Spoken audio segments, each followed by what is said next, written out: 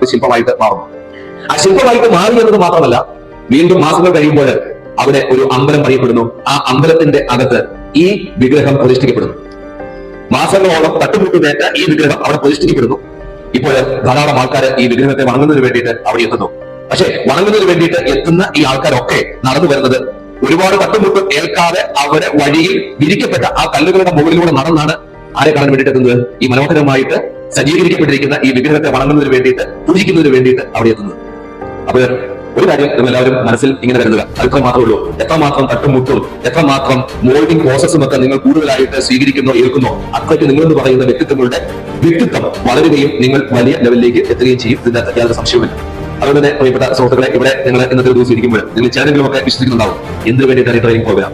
ഞങ്ങൾ അത്യാവശ്യം കുഴപ്പമില്ലാത്ത ആൾക്കാരാണല്ലോ, പിന്നെ എന്തിനു വേണ്ടിയിട്ടാണ് രാവിലെ മുതൽ ഉച്ച വരെ ഇങ്ങനെ ഇരുത്തുന്നത് എന്നൊരു ചോദ്യം ഒരുപക്ഷെ നിങ്ങൾ ചോദിക്കുന്നുണ്ടാവും. പക്ഷേ ആ ചോദ്യത്തിന് മറുപടി ഇതാണ്: എത്രമാത്രം കുത്തുകൾ, എത്രമാത്രം മുട്ടുകൾ നിങ്ങൾ കേൾക്കാൻ പറ്റുന്നുണ്ടോ, അത്രയ്ക്ക് നിങ്ങളെന്ന് പറയുന്ന വ്യക്തികളുടെ ഉള്ളിൽ സ്വഭാവ രൂപീകരണവും ചിന്താശേഷിയും ഒക്കെ വളർന്നു വരും.